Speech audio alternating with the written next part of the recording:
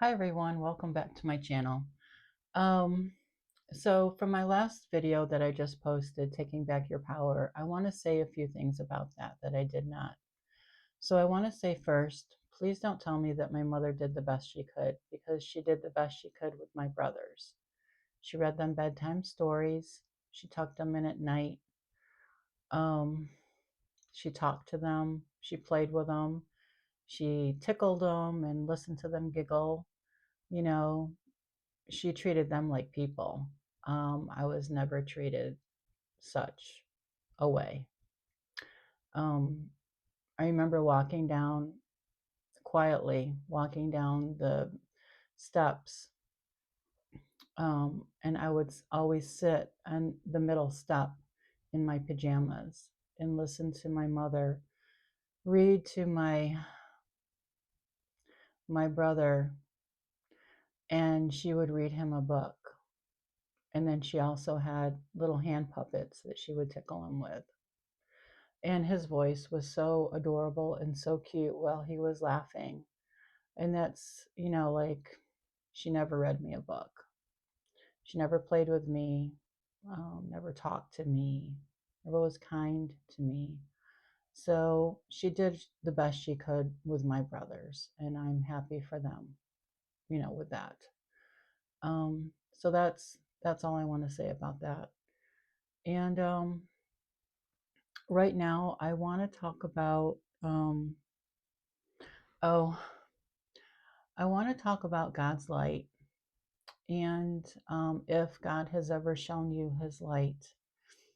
Um, God showed me his light. Um, my daughter and I were homeless, living in our car in Florida in 2013. This was after we left my mother's place. And we only stayed at my mother's place for about 3 days before she was screaming at me. And I told my daughter, I'm not going to live through this again. So we left. And I we went and stayed with a sister-in-law of mine for about 3 weeks in St. Petersburg, Florida.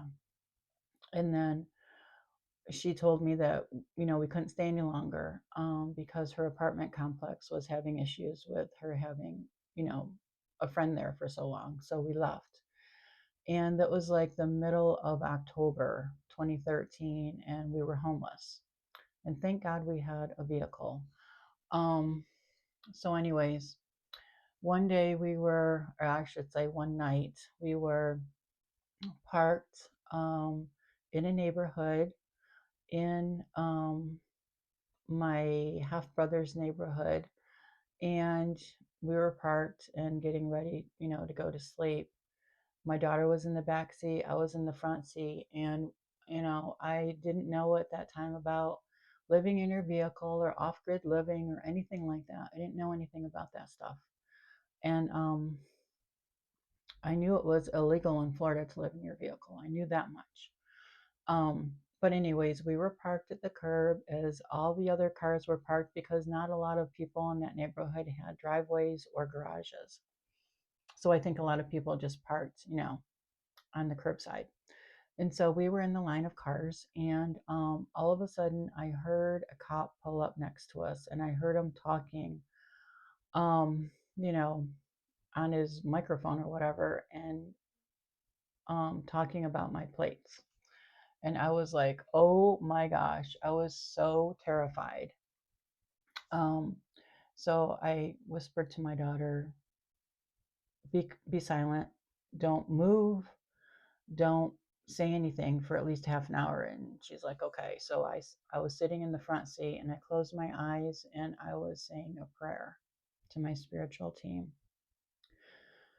And all of a sudden, I saw this most beautiful white light that you can ever imagine. I mean, you can't even imagine it.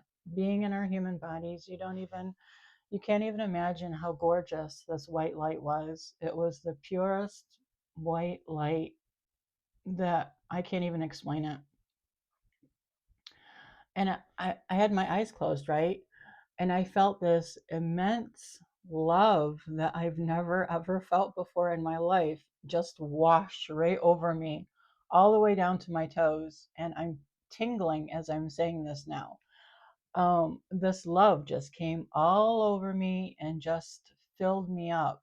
And it was the most beautiful, gorgeous love that you can ever imagine. Oh my gosh, I felt so much at peace. And I said to my daughter, I said, Do you see? I said, Do you see anything up front with me? Do you see a light on or anything? And she said, No, it's just dark, Mom. And I said, Okay. And I was thinking, Oh my gosh, I just, I was flabbergasted. And so I opened my eyes and it was darkness. And I was like, oh, wow, it's just dark in here. And then I closed my eyes and there was the light again. And I was like, oh, filled again with this beautiful, beautiful white light that was so luminescent. And it was just so breathtakingly gorgeous. And after a while, it left, and I was left with feeling so peaceful and so loved, and I knew that I was safe. And the cop left, and I told my daughter about it. I said, Oh my gosh, I just saw God's light. And I'm explaining to her the white light and everything, how gorgeous it was. And from then on, we were safe. And I think about that because God is so patient and kind. And it was 2013. He knew I hadn't healed from any trauma or abuse. And like I said, he's so patient. Um, and he just waited and waited for me. Um, waited for me. And I know, I mean, like when you go through your healing, you're going to go through different aspects of healing. It, like, I think from 2013 to 2014, I was healing little bits here and there, but not the major abuse, you know? You're healing whatever. 2015, when I moved from New York to Tennessee, that's when my healing really started, especially in January of 2016. I had fractured my foot um, horseback riding. And that's when the universe spoke to me and said, Okay, you can't be active now. We've got you. You're going to start your healing from the trauma and the abuse. And if you've ever been like, there's a lot of people out there that are physical and active. And, along with the horseback riding, I had bought myself a Honda Foreman four-wheeler, and I was riding every night in the woods, in the mountains at night, because during the day it was hunting season, So I rode with a group of friends and, just had a lot of fun doing that. And, just active, active, active. And then I fractured my foot and couldn't ride my four wheeler, couldn't, drive my truck or anything like that. And so I was forced to, which I think is, a lot of the ways people are forced to slow down and go within. And that's how I started my healing journey. I was forced to sit on the couch with my foot up and just go within. And there would be days that I would just sit in silence, not the TV on or anything, and just sit and reflect and reflect and reflect and reflect. And that's how I started my healing journey. And so that's all I want to talk about that right now. I'll come back to it another day. But let's see, what else do I want to talk about? I think I'm gonna pick another something that something that is near and dear and passionate to my heart.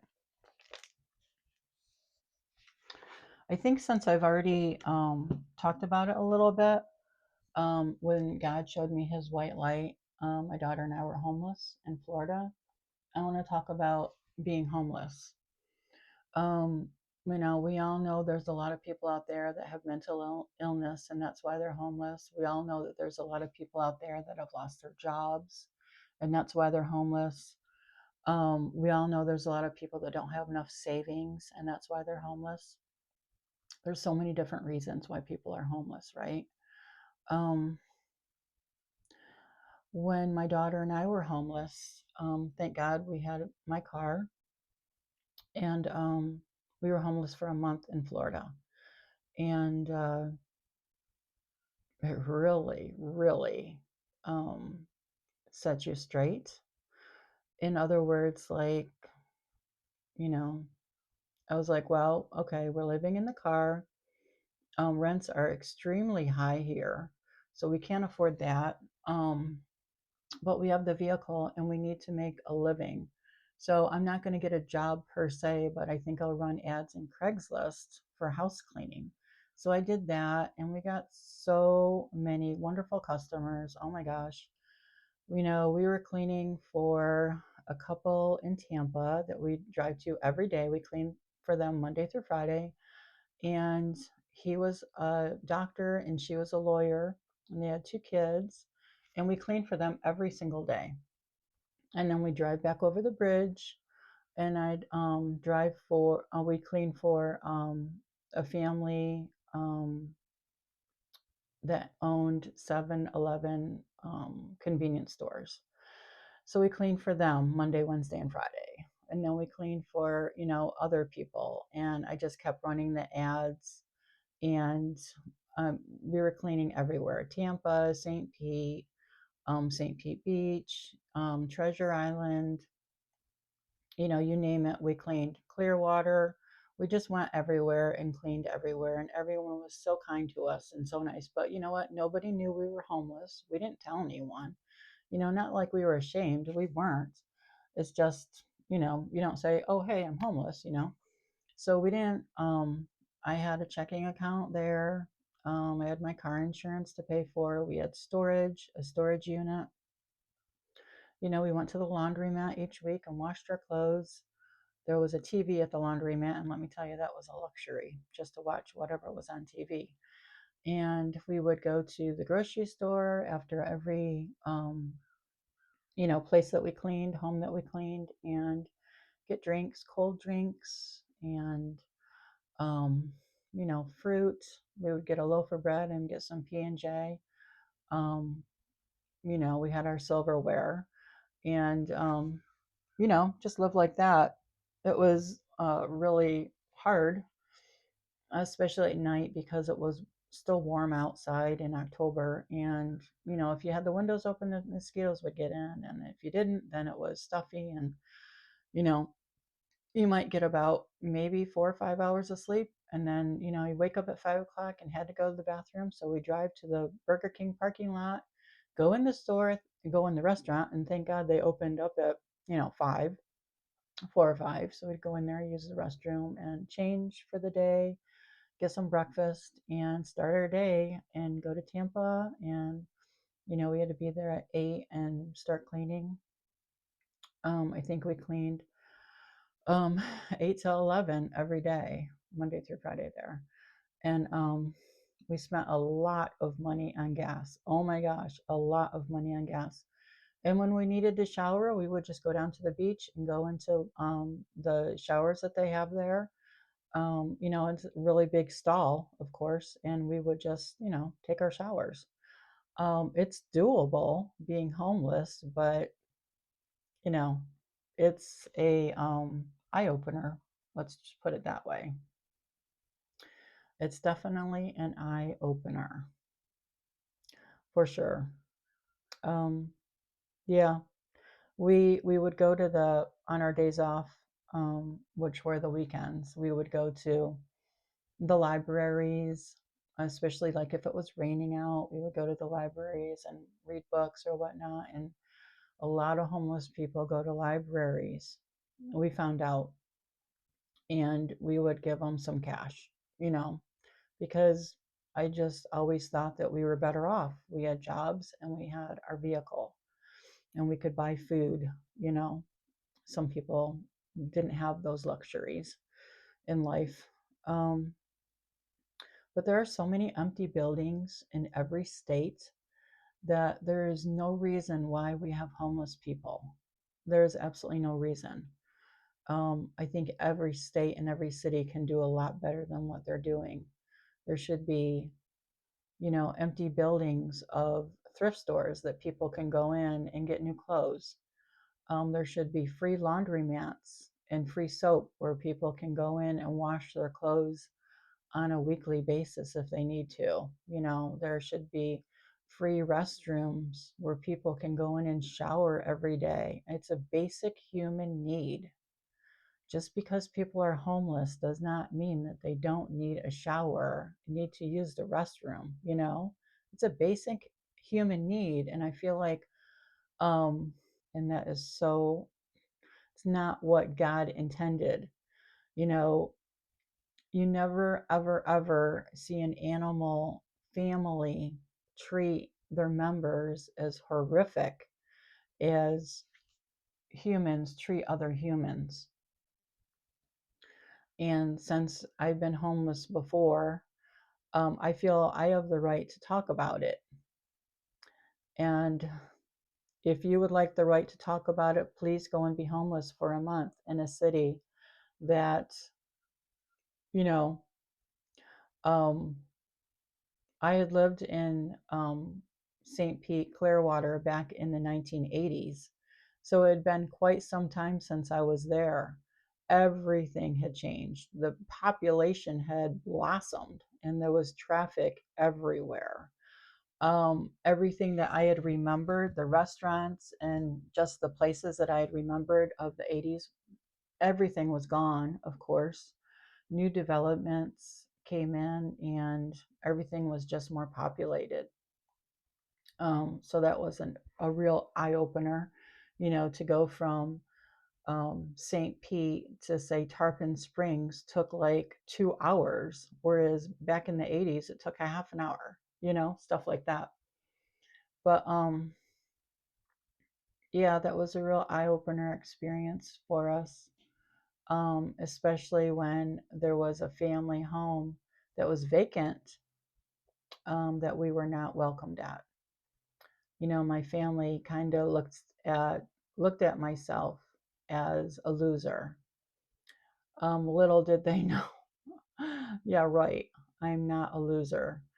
Um, I think people also have a pack mentality when it's in a family. You know, when they see someone abuse another person, they think, oh, she's abusing her, so maybe I can too, you know? Um, Abuse runs in packs, is what I've learned from my family. And when I say family, I'm talking about parents, step parents, parents, and siblings, whether it's a step sibling or a half sibling. Abuse runs in packs. They go to the leader and see what the leader is doing, and then they follow suit. And unfortunately, I was the one who was, you know, strung up, you know. I said once on my Facebook page, I said, you know, had it been a brother who was born into a family and then had another family because my parents divorced, had another step family with three other boys, had it been six girls with one brother, us sisters wouldn't have let our brother be abused in any kind of way, in any fashion. And us sisters wouldn't have left our brother out of our father's will or wouldn't have been taken advantage of in any way.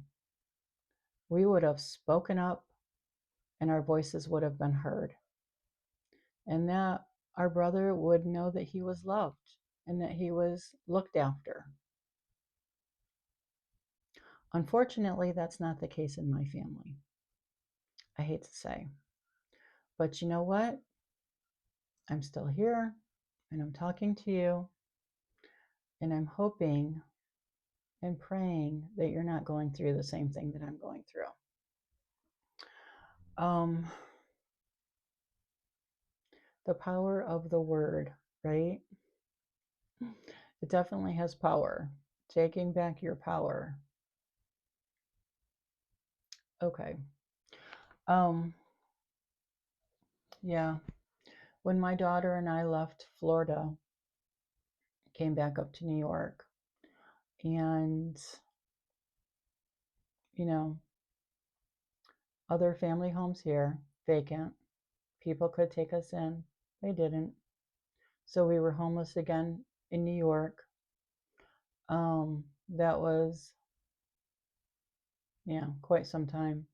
We were homeless in New York, May, June, July, August, September, October, for 6 months. And so I ran ads again in Craigslist to do house cleaning. And had, we were blessed again with so many wonderful, wonderful customers. We went everywhere. If you're familiar with upstate central New York, we went to Marcellus, we went to Jamesville, Cuba Heights, Ithaca, uh, Dryden, Cortland, you know, Auburn. We just went everywhere. If anyone contacted us, we went and we cleaned for them. And we were fortunate enough to find a nice apartment in Owasco Lake near Auburn, and that's where we settled. But 6 months on being homeless here in New York, we camped. That's what we learned from living in the car in Florida. I was like, there's no way I can live in this car again. You just can't get comfortable, you know. So we camped out. We would go from state park to state park and live in the tent or live in the car, and then we got a tent and got sleeping bags and did that. You know, went and got a pizza. You know, if we were hungry or went to the grocery store or whatever. Um, so you know, it's doable. Is it preferable? No, but it is doable. And we still worked and worked and worked until we got our apartment. I guess New York was a little bit better because I was born and raised here. I knew every place, and you know, um, without any family help, we got ourselves out of it. And we haven't been homeless since, and don't ever plan on being homeless again. Not that anybody plans on being homeless, but you know what I mean. Um, there should be so many more resources for homeless people. It shouldn't be, you should never ever see someone on the side of the road saying, I'm homeless, I need help, please help me. Whenever my daughter, if she's out and about, she tells me, Mom, I ran into this homeless person, I gave him cash. That's awesome. Should never ever judge someone because we don't know what their circumstances are, right? I mean, we don't do drugs or smoke or drink, you know, but so what if someone needs to do that to cope, to get through another day? Oh my God, why would you judge someone for that? You wouldn't, right? You just don't ever judge anyone for anything. Um, I remember one time I was living out in Arizona, and my brother came out with his girlfriend, and um, we went out to this steak restaurant, and it was the four of us, my daughter and me, and my brother and his girlfriend. And we were in, he was taking us home, and we were in his vehicle, and we were getting ready to turn, and we saw this woman, and he rolled down the window and he said, you know, what's wrong? Do you need help? And she said something like, oh my gosh, my car just broke down, and I'm driving, to wherever, to my daughter's place or wherever. And he said, well, let's see what we can do for you. And so he gave her all the cash he had. I think it was like almost $100. And he said, "Will this help you?" And she said, "Yes." And so, you know, we didn't know if she was lying or if she was just going to go and do drugs. It's not our business to judge other people. And so she was blessed. And I would like to see other people bless homeless people because they really need the help. I hope you all have a really good day. It's gorgeous outside today. It's about 73 degrees. I have every window open. And please think about what I spoke about, okay? I would really, really appreciate it. I love you all. Thank you so much. Bye bye.